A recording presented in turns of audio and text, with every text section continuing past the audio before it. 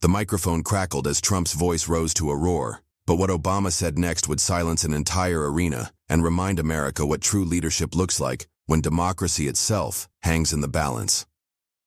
The Georgia World Congress Center stretched like a cathedral of democracy, its soaring ceilings echoing with the nervous energy of 15,000 souls packed into every seat. Camera crews lined the walls like sentries, their lenses trained on a stage that would soon become the epicenter of a political earthquake. This wasn't just another speaking event, this was supposed to be healing.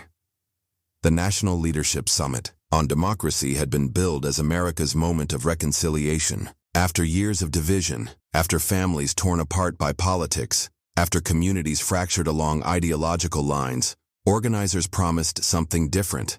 The theme emblazoned across banners throughout the venue read simply, "Bridging Divides, Building Tomorrow." 2 presidents, they said, would show the nation how to disagree with dignity. The irony was impossible to ignore. In one corner sat Donald Trump, the man who had weaponized grievance and turned political rallies into theaters of rage. In the other, Barack Obama, the president who had once dared to speak of hope and change, who had extended his hand across aisles only to watch it be slapped away time and again. These weren't just 2 politicians sharing a stage. These were the embodiment of America's fractured soul. 2 visions of what this country could be, preparing to collide under the brightest lights imaginable. The crowd reflected that division perfectly. On the left side of the massive arena, Obama supporters clutched programs featuring his familiar smile, many wearing buttons that read, "Dignity" and "Hope Lives." These were the faces of America's future teachers, whose classrooms celebrated every child's heritage. Small business owners who had built their dreams from nothing, young activists who believed democracy could still bend toward justice. Their eyes carried a mixture of anticipation and worry, knowing their champion would soon face the man who had spent years trying to dismantle everything he'd built. The right side told a different story entirely. Trump's base had arrived in force, red hats dotting the arena like warning signals. They shifted restlessly in their seats, arms crossed, faces set in permanent scowls. These were people who felt left behind, who had been promised greatness would be restored, who had watched their champion rage against a system they believed had forgotten them. Tonight, they wanted vindication. Between them sat the undecided, the hopeful, the journalists with their notebooks ready to capture whatever history was about to unfold. Foreign diplomats leaned forward in their VIP section, their trained eyes, reading the room's dangerous energy. This was more than political theater. This was America's character being tested in real time. Behind the curtains, the tension was suffocating. Obama stood in his holding area, methodical as always, reviewing notes he'd probably memorized hours earlier. His team surrounded him with quiet confidence, but even they couldn't hide the gravity of the moment. This wasn't a campaign rally or a scripted appearance. This was uncharted territory, and everyone knew it. Down the hallway, Trump paced like a caged animal. His entourage buzzed around him frantically, their voices a mixture of encouragement and barely concealed panic. Sources later revealed that he'd been agitated all day, tweeting complaints about the rigged event format, demanding changes to everything from lighting to speaking order. His staff had managed to secure him the opening slot, thinking it would give him the advantage of setting the tone. They had no idea they were lighting the fuse. The schedule was simple. Trump would speak first about America's strength, followed by Obama addressing unity and diversity. Moderators had been briefed to keep things civil, to redirect if tensions rose, to remember that the world was watching. But as the lights dimmed and the audience fell into expectant silence, everyone in that arena could feel it.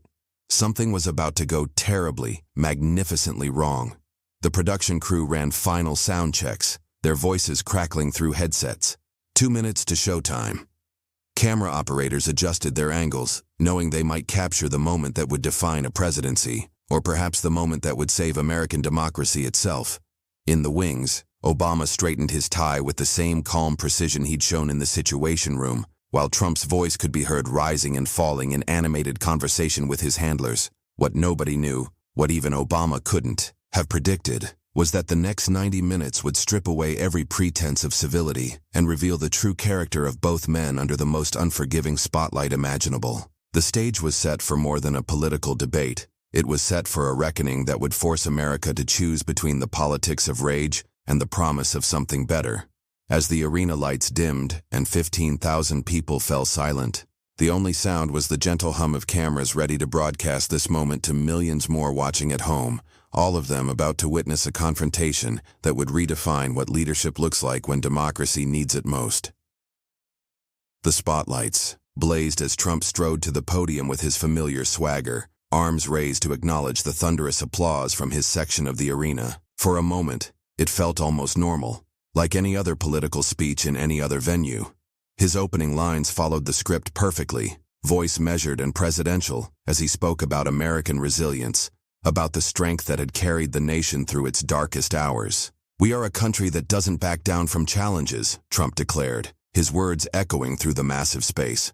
"We are a nation that has always risen to meet any threat, overcome any obstacle, and emerged stronger than before." The crowd nodded along, even Obama's supporters finding little to disagree with in these patriotic platitudes. Perhaps some dared to hope this unity summit might actually work. But then came the shift, subtle at first, like storm clouds gathering on a clear horizon. "Of course, that strength has been tested in recent years," Trump continued, his tone darkening almost imperceptibly. "We've seen what happens when weak leadership takes hold, when America apologizes instead of leading, when we prioritize the feelings of other nations over the needs of our own people." The Obama section of the crowd stirred uneasily, sensing the direction this was heading. Trump's voice began to rise, his gestures becoming more animated as he warmed to his theme.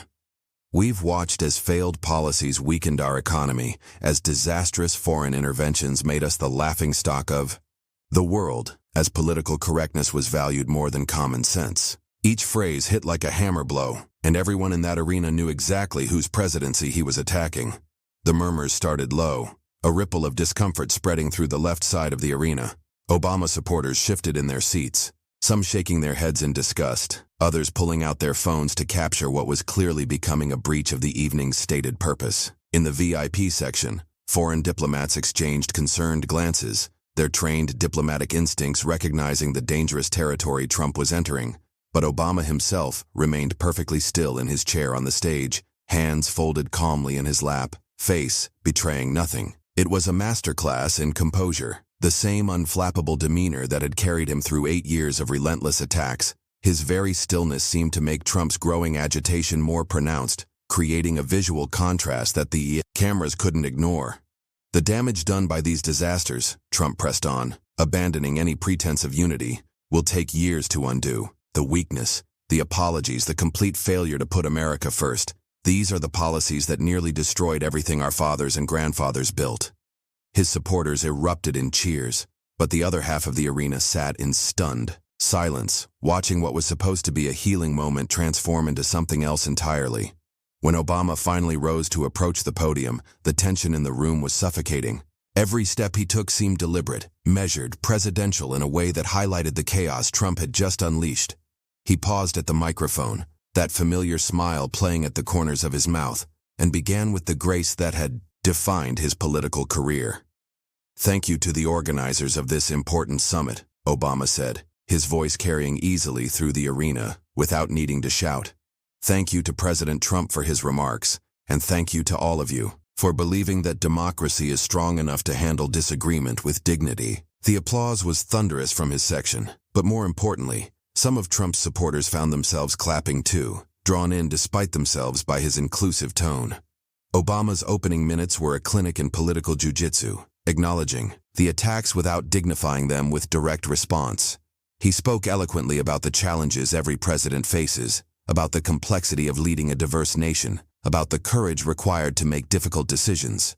But then came his pivot, subtle but unmistakable to anyone paying attention. "Leadership isn't about tearing down what came before," Obama said, his eyes briefly finding Trump's across the stage. "It's about building on the foundation others laid, learning from both successes and mistakes, and always remembering that we serve something larger than ourselves."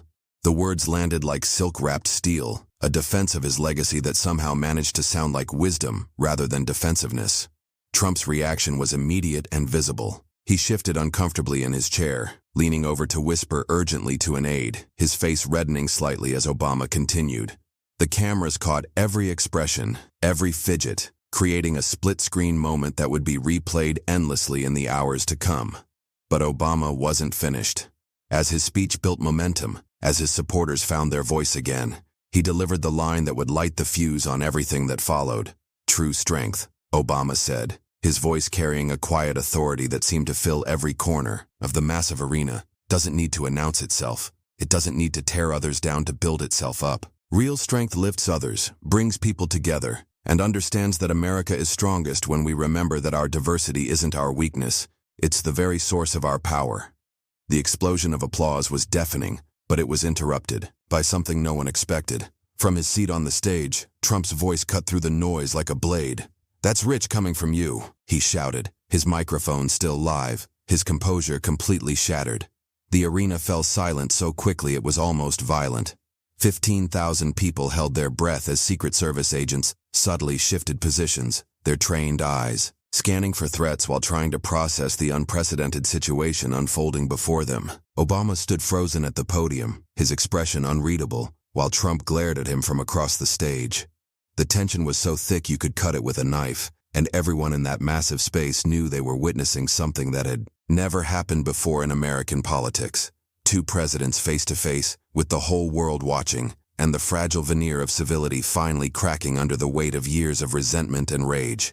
What came next would change everything. Obama could have stopped there.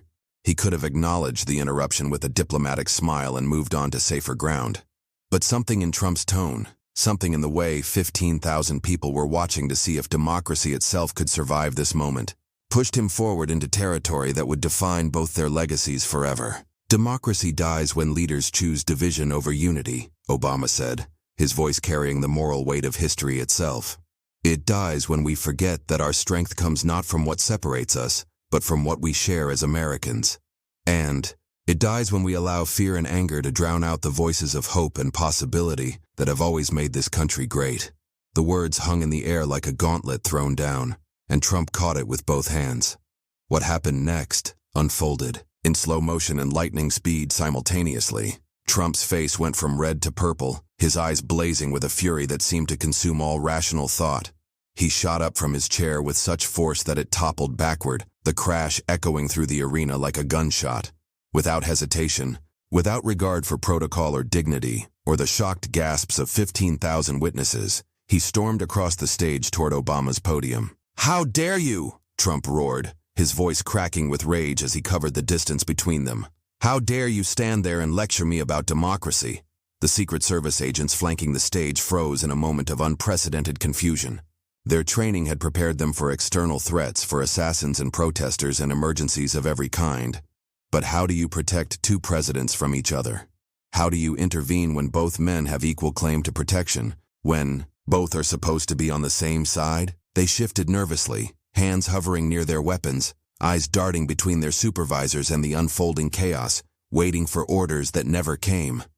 Obama stood his ground as Trump bore down on him, his expression shifting from surprise to something harder, more resolved. When Trump reached the podium, they stood face to face for the first time in years, close enough to see the fury in each other's eyes, close enough for the cameras to capture every micro-expression in devastating detail. "You want to talk about democracy?" Trump bellowed, now close enough that his spittle flecked Obama's lapel. "You destroyed this country. You weakened us. You divided us. You made us the laughingstock of the world with your apologies and your weakness." The arena erupted into complete pandemonium. Trump supporters leaped to their feet, screaming their approval, fists pumping in. The air as their champion finally unleashed the rage they'd been carrying for years. "Trump! Trump! Trump!" they chanted, their voices merging into a primal roar that shook the very foundations of the building. But Obama's supporters weren't silent. They surged to their feet as well, their boos and jeers creating a counter-melody of outrage. "Shame! Shame! Shame!" they thundered back, their voices carrying the moral authority of every immigrant who'd built a life here, every dreamer who'd dared to believe in America's promise, every family who'd watched in horror as Trump's presidency had torn at the very fabric of their democracy. The noise was deafening, overwhelming, a sonic representation of America's fractured soul playing out in real time. Security personnel rushed toward the stage from every direction, but they moved like men underwater, unsure of their authority, paralyzed by the unprecedented nature of the crisis unfolding before them. In the media section, reporters abandoned, all pretense of objectivity, scrambling over chairs and tables to get closer. Their phones held high to capture every second of what they knew was historic footage. Camera operators zoomed in tight on the two men's faces, broadcasting their confrontation to a nation that was watching in restaurants and airport lounges and living rooms across the country. Everyone frozen in front of their screens, as American. Democracy revealed its rawest, most vulnerable moment. Television producers in network control rooms screamed into their headsets, "Stay on them. Don't cut away. This is history." While social media exploded with real-time reactions, hashtags trending faster than the platforms could track them. The entire world watching America come apart at the seams. Trump wasn't finished. His voice rose even higher, if such a thing was possible, his gestures becoming more wild and uncontrolled. "You think you're so smart, so dignified," he screamed, jabbing his finger inches from Obama's face. "But you're nothing, a failure, a disaster, and everyone knows it." The crowd's reaction reached fever pitch. Fights were breaking out in the stands now, Obama supporters and Trump supporters turning on each other with years of pent-up fury. Security guards rushed toward the altercations, leaving the stage even more exposed. The two presidents even more isolated in their bubble of rage and composure. And then came the moment that would replay on television screens for decades to come. The moment that would define how history remembered both men. "Get off my stage," Trump bellowed, his voice breaking with the strain. "You're done. You're done. This is my country now." The words echoed through the arena like a physical blow, and suddenly the chaos stopped.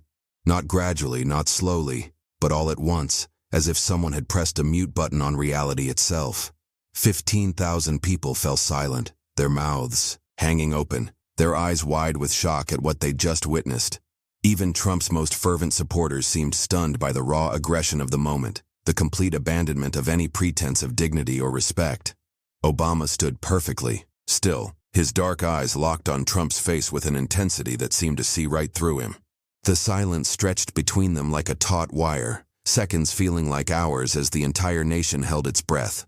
This wasn't just about politics anymore. This was about the soul of America, about what kind of country they wanted to be, about whether dignity could survive in the face of naked aggression. The cameras caught everything: Obama's steady breathing, Trump's heaving chest, the sweat beading on both their foreheads under the blazing lights. Millions of Americans leaned forward in their chairs, their hearts pounding as they waited to see how their former president would respond to this unprecedented attack on everything he represented. Finally, with movements so deliberate they seemed choreographed, Obama reached up and straightened his tie. The simple gesture somehow carried more authority than any words could have, a quiet assertion of dignity in the face of chaos. He took a single step closer to the microphone, his voice dropping to barely above a whisper, forcing the massive crowd to strain forward to hear him. "Mr. President," Obama said, his words carrying across the silent arena like stones dropped in still water. "With all due respect." The pause that followed contained the weight of history itself, and everyone watching knew that whatever came next would change everything. "Mr. President," Obama continued, his voice cutting through the silence like a surgeon's blade, precise and unstoppable. "With all due respect, this stage belongs to the American people, not to any one man." The words hit the arena like lightning striking water. Instantly, explosively, Obama's supporters erupted in thunderous applause, their voices rising in a wave of validation that had been building for years. But Obama raised his hand, a simple gesture that somehow commanded the attention of 15,000 people, and the crowd fell silent again, hanging on his every word. "You can demand that I leave," he said, his eyes never leaving Trump's face. "But you cannot silence the truth. You cannot silence the voices of the millions of Americans who believe that leadership means bringing people together, not tearing them apart." Trump's face contorted with rage, his mouth opening and closing like a fish out of water, searching for words that wouldn't come. This wasn't how it was supposed to go. This was his stage, his crowd, his moment of triumph. And somehow, Obama had taken control without raising his voice, without losing his composure, without abandoning the dignity that had always defined him. Obama stepped closer to the microphone, his presence seeming to expand and fill the enormous space. When he spoke again, his words carried the weight of 8 years in the Oval Office, of countless crises weathered with grace, of a lifetime spent understanding that true power comes not from dominance, but from service. "Leadership," he said, each word falling into the silence like a stone into still water, isn't measured by how loud you can shout, but by how calmly you can stand when someone else is shouting. The line hit Trump like a physical blow. His face went from purple to white, his hands trembling with fury as the devastating simplicity of the statement sank in.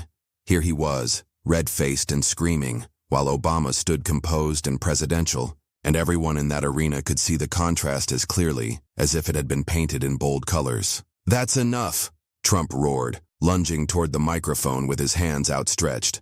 "I won't let you." But finally, mercifully, the Secret Service sprang into action. 2 agents materialized between the presidents like shadows made flesh, their bodies forming a wall that Trump couldn't cross. "Sir, please step back," one of them said firmly, his hand resting on Trump's arm with professional authority. The crowd exploded again, but this time it was different. This time it wasn't just Obama's supporters on their feet, it was everyone. Republicans and Democrats, young and old, immigrants and native-born Americans, all of them rising as one in recognition of something they'd almost forgotten existed. Actual leadership under pressure. The ovation rolled through the arena like thunder, building and building until the very air seemed to vibrate with approval. People weren't just clapping, they were cheering, crying, pumping their fists in the air as years of frustration and fear poured out in a single moment of cathartic release. Obama let it wash over him for a moment, that familiar slight smile playing at the corners of his mouth before raising his hand again for quiet. The crowd obeyed instantly, their respect for his authority absolute, in a way that no amount of screaming or demands could ever achieve. Then he did something that elevated the moment from political theater to genuine leadership. He turned away from Trump, away from the chaos, and looked directly into the cameras.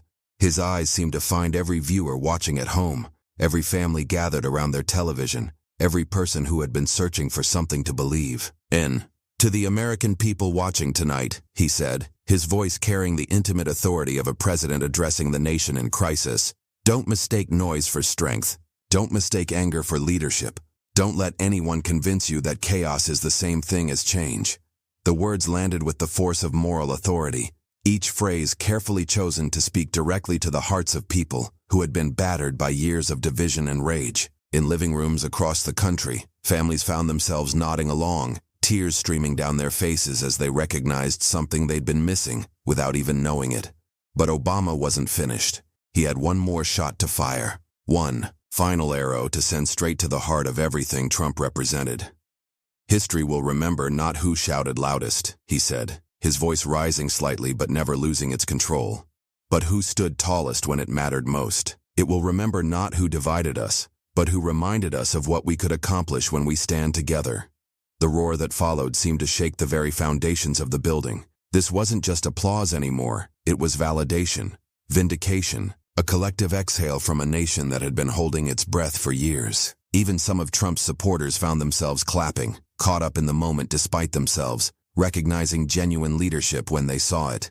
Trump stood frozen for a moment, his mouth working silently as he processed what had just happened. To him, he'd been outmaneuvered, outclassed, and utterly humiliated in front of the entire world. Without a word, he spun on his heel and stormed toward the wings, his entourage scrambling to keep up with his furious exit. "This is rigged," he shouted over his shoulder, his voice cracking with impotent rage. "Total setup, fake news." But his words were swallowed by the continuing ovation, his retreat only making Obama's composure seem more presidential by comparison.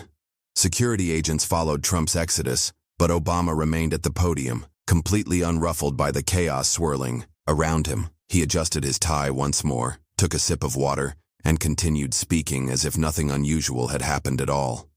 "The beauty of democracy," he said conversationally, his tone so relaxed it was almost casual, "is that it gives us the freedom to disagree, but it also gives us the responsibility to disagree with respect, to remember that our opponents are not our enemies, and that the strength of our institutions depends on our commitment to treating them with the dignity they deserve."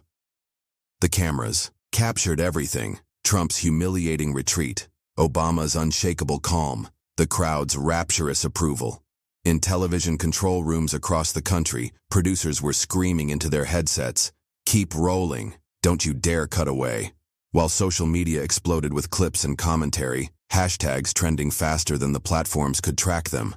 Breaking news alerts flooded smartphones across America. Trump storms off stage after Obama confrontation. Former president delivers devastating response to Trump tirade.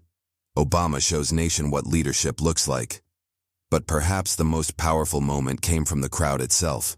As Obama continued his remarks, as Trump's supporters slowly began to filter toward the exits, something remarkable happened. The applause didn't stop, it evolved. It became rhythmic, unified, a chant of appreciation that transcended party lines and political affiliations. Even some who had arrived as Trump supporters found themselves swept up in the moment, recognizing in Obama's response something they'd been missing. A leader who could face aggression without becoming aggressive, who could defend himself without destroying his opponent, who could remind America of its better angels, even in its darkest moments. The nation watching at home saw it all, and they would remember this night not as the moment Trump tried to silence Obama, but as the moment Obama showed them what dignity looked like when it mattered most. Before Obama had even finished his closing remarks, the digital avalanche had begun. In the time it took Trump to storm off stage, hashtags were already exploding across social media platforms like wildfire consuming dry timber. Obama Masterclass rocketed to #1 on Twitter within minutes, followed closely by Your Trump Meltdown and I Chant Leadership Matters. TikTok videos of the confrontation were racking up millions of views before the live broadcast had even ended. Young creators adding dramatic music and slow-motion effects that somehow made Obama's composure look even more presidential. Instagram stories flooded timelines with split-screen images, Trump's contorted face next to Obama's serene expression, the visual contrast so stark it needed no commentary. Facebook exploded with shared clips, grandmothers and teenagers alike posting the same footage with captions that ranged from, "This is what dignity looks like," to "I miss having a real president." The numbers were staggering. Within the first hour, the main clip of Obama's response had been viewed over 15 million times across all platforms. News organizations that had been covering the summit as a routine political event suddenly found themselves scrambling to keep up with a story that was rewriting itself by the minute. CNN interrupted its regular programming so abruptly that anchor Anderson Cooper was still shuffling papers when the camera found him. "We're getting reports of an extraordinary confrontation between President Trump and former President Obama," he said, his usual composure cracking slightly as producers fed information into his earpiece in real time. "Folks, I've covered politics for decades, and I've never seen anything quite like what we're witnessing tonight." MSNBC went wall-to-wall with coverage, their panels of experts struggling to find historical precedents for what had just unfolded. "This isn't just a political moment," said presidential historian Doris Kearns Goodwin, her voice carrying the weight of someone who had studied power and leadership for decades. "This is a defining moment for American democracy itself. We just watched two completely different visions of leadership collide, and the contrast couldn't be more clear." Even Fox News, Trump's most reliable media ally, found itself in the awkward position of trying to defend the indefensible. Sean Hannity opened his emergency broadcast with characteristic bluster, claiming Obama had disrespected the presidency and hijacked what should have been a unity event. But even his most loyal viewers could see the weakness in the argument when the network played the footage, Trump screaming and lunging, while Obama remained calm and collected. The story went global faster than anyone could have imagined. Within hours, international news outlets were leading with the confrontation. The BBC's headline read, "American Democracy's Moment of Truth. Obama Shows Grace Under Fire." Le Monde in France called it a masterclass in presidential composure. Even Pravda, never one to miss an opportunity to highlight American dysfunction, grudgingly admitted that Obama had demonstrated remarkable self-control in the face of unprecedented aggression. The reactions were as divided as America itself, but the fault lines weren't exactly where pundits expected them to be. Trump's hardcore base rallied to his defense, flooding social media with claims that the entire event had been a setup designed to make their champion look bad. "Obama planned this," screamed one viral tweet that was retweeted thousands of times. He came to provoke Trump, and the fake news media was ready to pounce. But even among Trump's supporters, cracks were beginning to show. In comment sections and Facebook groups, longtime Republicans were expressing discomfort with what they'd witnessed. "I support the president's policies," wrote one user on a pro-Trump forum, "but that wasn't presidential behavior. Obama handled himself better, and that's hard for me to admit." Obama's supporters, meanwhile, were experiencing something approaching euphoria. The footage validated everything they'd been saying for years about the contrast between the two men. "Dignit wins" became a rallying cry, shared millions of times alongside photos of Obama's composed expression. "This is what leadership looks like," became the most common caption, accompanying clips of Obama's most powerful lines. Independent voters, the crucial swing demographic that decides elections, were perhaps the most shocked by what they'd witnessed. Focus groups conducted in the immediate aftermath showed overwhelming support for Obama's handling of the confrontation. "I didn't vote for Obama originally," said one participant in a swing state focus group, "but watching him tonight, that's how a president should act when someone attacks them." Political scientists were having a field day with analysis. Georgetown's presidential leadership program immediately announced an emergency symposium on crisis leadership in real time, using the confrontation as a case study. Body language experts dissected every gesture, every micro-expression, noting how Obama's stillness had made Trump's agitation appear even more unhinged. The most surprising reactions came from former presidents themselves, who typically maintain dignified silence about their successors' behavior. Jimmy Carter, now in his late 90s, released a rare statement praising Obama's exemplary demonstration of how leaders should conduct themselves under pressure. George W. Bush, through a spokesperson, simply said that all Americans should be proud of how President Obama represented the dignity of his office tonight. Late-night comedians were in heaven. Stephen Colbert's writers were frantically rewriting his opening monologue, while Saturday Night Live producers were already planning an emergency sketch. "How do you parody something that was already beyond parody?" joked one comedy writer on Twitter. "Trump did our job for us, but it was the polling data that told the real story." Overnight surveys showed devastating numbers for Trump's handling of the confrontation. Even among Republicans, only 62% approved of his behavior, while 89% of all respondents said Obama had acted more presidentially. Among independents, the numbers were even worse for Trump, with 73% saying his outburst had made them less likely to support him in future elections. Perhaps most damaging were the international perception polls. America's allies expressed concern about the stability of American leadership, while adversaries gleefully shared footage of Trump's meltdown as evidence of American weakness. The confrontation had become more than a domestic political story. It was now a matter of national security and international standing. As the first 24 hours after the confrontation passed, one thing became clear. This wasn't just another news cycle story that would fade by the weekend. This was a defining moment that would shape how both men were remembered by history, and early returns suggested that Obama had not just won the confrontation, he had reminded America what presidential leadership could look like when it mattered most. The storm was far from over, and everyone knew that Trump's response was still to come. By dawn, the Republican Party was in full crisis mode. Emergency conference calls buzzed through the early morning hours as party leaders scrambled to contain the fallout from what many were privately calling the meltdown heard round the world. Senate Majority Leader Mitch McConnell, notorious for his ability to navigate political storms with calculating precision, found himself in uncharted waters. "How do you defend the indefensible?" one senior GOP strategist was overheard asking during a frantic hallway conversation on Capitol Hill. The party's messaging apparatus, usually so disciplined and unified, fractured along generational and ideological lines. Younger Republicans, many of whom had grown up watching Obama's presidency with grudging respect, were openly questioning whether Trump's behavior represented the values they wanted their party to embody. "This isn't conservatism," tweeted Senator Ben Sasse, one of Trump's frequent critics within the party. "This is just rage, and rage isn't a governing philosophy." Meanwhile, older GOP establishment figures found themselves performing increasingly desperate rhetorical gymnastics to defend their leader. "The president was passionate about defending America's honor," claimed one longtime party operative on Fox News, his discomfort visible even through the television screen. But even the most loyal Trump surrogates were struggling to explain away footage that seemed to play on an endless loop across every network. The Democratic Party, by contrast, was experiencing something approaching political euphoria. Obama's performance had given them something they'd been missing for years, a clear, undeniable example of their values in action. Fundraising emails went out within hours, featuring screenshots of Obama's composed expression alongside quotes from his response.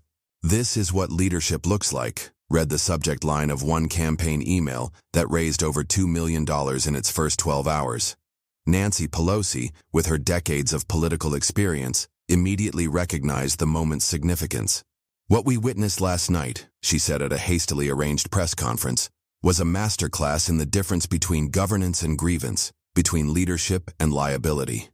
Democratic challengers in competitive races across the country began incorporating footage of the confrontation into their campaign ads, the visual contrast too powerful to ignore. On Capitol Hill, calls for congressional investigation echoed through the marble corridors. Progressive Democrats, led by Alexandria Ocasio-Cortez, demanded a formal censure of Trump's behavior, arguing that his actions had brought disgrace to the office of the presidency and endangered the dignity of American democratic institutions. Even some moderate Republicans privately admitted they were struggling to defend what they'd witnessed, though few were brave enough to say so publicly. The 2024 implications were immediately apparent to every political observer in Washington. Speculation about Obama's role in the upcoming election dominated cable news panels and political podcasts. "Does this change everything about 2024?" became the question on everyone's lips. Democratic strategists were already floating the idea of Obama taking a more prominent role in the campaign, his performance having reminded voters of what presidential leadership could look like. But the ripple effects extended far beyond the marble halls of power into the fabric of American daily life. In classrooms across the country, teachers found themselves fielding questions from students who had watched clips of the confrontation on their phones. Ms. Rodriguez, a high school civics teacher in Phoenix, used the moment as an impromptu lesson on leadership under pressure. "What did you notice about how each man handled the conflict?" she asked her students. The responses revealed a generation that instinctively understood the difference between strength and aggression. Churches, too, became unexpected venues for processing the confrontation's meaning. Pastor Michael Thompson, at First Baptist Church in Atlanta, built his entire Sunday sermon around the theme of grace under fire, using Obama's response as an example of turning the other cheek. "We saw two approaches to conflict this week," he told his congregation, many of whom nodded knowingly. "One chose anger, one chose dignity. Which would Jesus have chosen?" Water cooler conversations in office buildings from coast to coast buzzed with debate about leadership styles. In a Manhattan law firm, senior partners found themselves discussing whether Obama's approach would work in high-stakes business negotiations. "Sometimes you win more by staying calm than by raising your voice," observed one managing partner who had voted Republican in every election since 1980. Family dinners became unexpected battlegrounds as generational divides played out over kitchen tables nationwide. In suburban Cleveland, 68-year-old retired factory worker Jim Patterson found himself defending Obama's response to his Trump-supporting brother. "I didn't like his policies," Patterson admitted, "but damn if he didn't act like a president should. Act when someone comes at him like that." Veterans organizations were particularly vocal in their reactions to the confrontation. Marine Corps veteran Maria Santos, who had served 2 tours in Afghanistan, posted a viral Facebook video comparing the two men's behavior. "In the military, we learned that real leadership isn't about who can yell the loudest," she said, her post garnering over 100,000 shares. "It's about who can stay focused under fire, who can make decisions when everyone around them is losing their minds." Last night, one man looked like a commander and one looked like he was having a breakdown. Business schools across the country began incorporating the confrontation into their curriculum on crisis management. Harvard Business School professor Rebecca Martinez used the footage in her executive leadership course, asking MBA students to analyze both men's approaches. Trump's response was classic fight or flight, she explained. Obama's was strategic thinking under pressure. Which executive would you want leading your company through a crisis? Elementary school teachers found creative ways to use the moment as a teaching tool about conflict resolution. In Portland, Oregon, 3rd grade teacher Sarah Kim showed her students edited clips of the confrontation, focusing on body language and tone of voice. "When someone is mean to you," she asked her 8-year-old students, "which way do you think works better, getting angry back or staying calm?" The unanimous answer surprised no one who had watched the footage. Internationally, the confrontation sent shockwaves through diplomatic circles worldwide. Allied nations, many of whom had struggled to understand American politics under Trump, found themselves praising Obama's demonstration of traditional diplomatic values. "This is the America we remember working with," commented a senior German diplomat, speaking on condition of anonymity. "Calm, reasoned, principled. We hope to see more of this leadership style in the future." French President Emmanuel Macron, in a carefully worded statement, praised Obama's exemplary demonstration of grace under pressure, while subtly criticizing Trump's unfortunate display of temperament. British Prime Minister's office released a statement noting that democratic discourse benefits from leaders who model respectful debate. America's adversaries, however, saw opportunity in the chaos.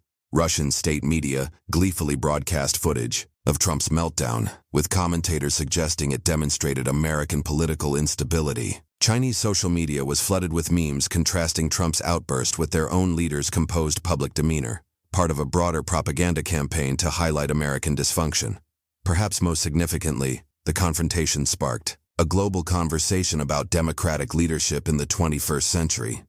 Political science departments from Oxford to Tokyo began analyzing the footage as a case study in how democratic leaders should and shouldn't behave under pressure. The moment had transcended American politics to become a symbol of broader questions about temperament, dignity, and the kind of leadership democracy requires to survive, as the ripple effects continued to spread through American society and around the world.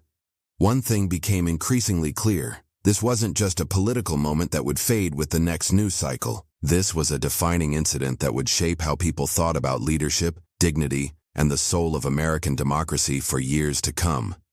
The question now was whether America would learn from what it had witnessed, or whether the forces of division would find new ways to tear apart what Obama's words had momentarily brought together. In the annals of American political history, there had never been anything quite like it. Presidential scholars scrambled through centuries of precedent, searching for comparable moments when two commanders-in-chief had clashed so dramatically in public view. The closest comparison most could find was the bitter rivalry between John Adams and Thomas Jefferson, but even their legendary feud had played out in newspapers and private correspondence, not under the glaring lights of live television with millions watching in real time. "We're in uncharted constitutional territory," admitted Professor Daniel Richards of Yale Law School, one of the nation's foremost experts on presidential power. "The founders never imagined a scenario where a sitting president would publicly attack a predecessor in such a visceral, personal way. They certainly never imagined that predecessor responding with such devastating effectiveness." The confrontation raised profound questions about the respect traditionally accorded to the office of the presidency. For over 2 centuries, an unwritten code had governed how former presidents interacted with their successors, built on mutual recognition of the unique burdens each had carried. Trump's explosive attack on Obama had shattered that tradition, but Obama's response had somehow restored it through the sheer force of his dignity. Social media had transformed what might once have been a private disagreement into a global spectacle, amplifying every gesture and expression to unprecedented levels. The algorithms that governed Facebook, Twitter, and TikTok had turned the confrontation into the most watched political moment in internet history, with clips viewed over 100 million times in the first week alone. Never before had the contrast between two leadership styles been so immediately, viscerally apparent to so many people. Constitutional scholars debated whether the confrontation represented a crisis for American democratic institutions or proof of their resilience. In one sense, this was democracy at its most fragile, argued Georgetown's Professor Sarah Chen. But in another sense, it showed that our institutions can survive even when individual leaders fail them. Obama's response reminded us that the presidency is bigger than any one person who occupies it. For Obama himself, the confrontation had achieved something remarkable. It had transformed him from a former president trying to maintain dignified silence into a living symbol of what American leadership could be. His strategic restraint in the years since leaving office had made his defense of democratic values all the more powerful when he finally chose to engage. He had claimed the moral high ground not through attack, but through unshakable composure in the face of unprecedented provocation. The moment had enhanced Obama's legacy in ways no carefully crafted memoir or series of paid speeches ever could have. His post-presidency, which had begun with traditional charitable work and book tours, now carried the weight of moral authority earned under fire. Democratic leaders were already quietly approaching him about playing a larger role in defending democratic institutions, recognizing that his voice carried unique credibility after what the nation had witnessed. For Trump, The confrontation had exposed the very weaknesses his supporters had long denied and his critics had long suspected. The image of him red-faced and screaming while Obama stood composed had crystallized every concern about his temperament into a single, unforgettable visual. Even within his own party, whispers were growing about whether someone so easily provoked could be trusted with the enormous responsibilities of the presidency. The international implications were equally devastating for Trump's image. Leaders who had struggled to work with his unpredictable style now had visual proof of what they'd been dealing with behind closed doors. The footage played endlessly on international news networks, often without commentary because none was needed. The contrast spoke for itself. Polling data confirmed what everyone who watched already knew. The confrontation had fundamentally altered how Americans viewed both men. Obama's approval ratings, already high for a former president, soared to levels rarely seen outside of national crises. Trump's numbers, particularly on temperament and presidential behavior, cratered even among some longtime supporters who couldn't defend what they'd witnessed. But perhaps the most significant legacy of the confrontation was the broader conversation. It sparked about what Americans wanted from their leaders. In focus groups across the country, participants consistently returned to the same themes.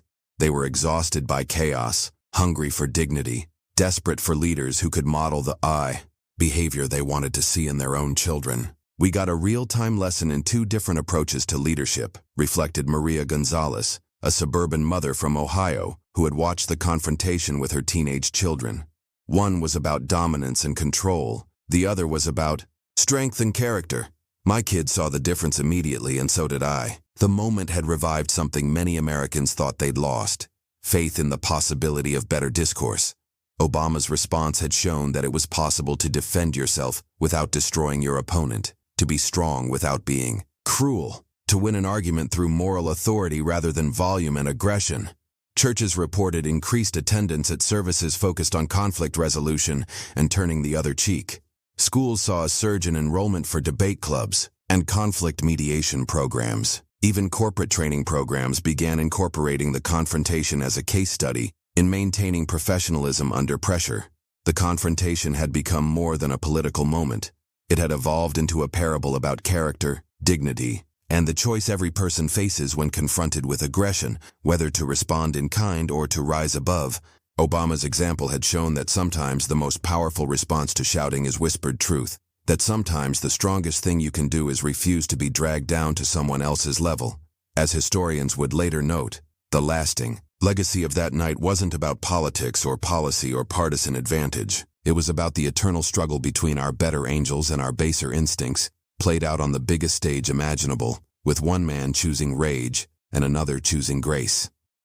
The question facing America now was which example it would choose to follow. Now I want you to ask yourself something. What would you have done in that moment? When someone comes at you with rage, when they try to intimidate you, when they demand you back down from speaking your truth, what choice do you make? Do you match their anger with anger, their shouting with shouting? Or do you find the strength to stand tall, to speak with quiet authority, to show the world that dignity isn't weakness, it's the ultimate form of power? Because here's what that night really taught us. Leadership isn't just about presidents and politics. It's about how you handle conflict in your own life. It's about whether you choose to be the person who escalates or the person who elevates. Every day in your workplace, in your family, in your community, you face the same choice Obama faced on that stage. The question is, which example will you follow? Your voice matters in shaping what leadership looks like in this country. Every time you choose grace over grievance, every time you respond to anger with understanding, every time you refuse to let someone drag you down to their level, you're casting a vote for the kind of America you want to live in. If this story moved you, if Obama's example inspired you, if you believe we can do better than rage and division, then I want you to be part of something bigger. Hit that subscribe button, because I'm going to keep bringing you stories of real courage under pressure, moments when ordinary people chose extraordinary dignity, times when our better angels won out over our worst impulses. Join a community of people who believe that political discourse can be elevated, that we can disagree without being disagreeable, that strength comes from character, not volume. Together, we can be part of changing the conversation, part of demanding better from our leaders and from ourselves. Because in a world full of noise, Sometimes the most powerful thing you can do is speak with quiet strength. Obama proved that night that composure conquers chaos, that truth delivered with dignity will always triumph over lies screamed in rage. His example shows us that America can choose dignity over division, hope over hate, unity over the forces that seek to tear us apart. The question isn't whether we can build a better democracy. Obama showed us we can. The question is whether we will.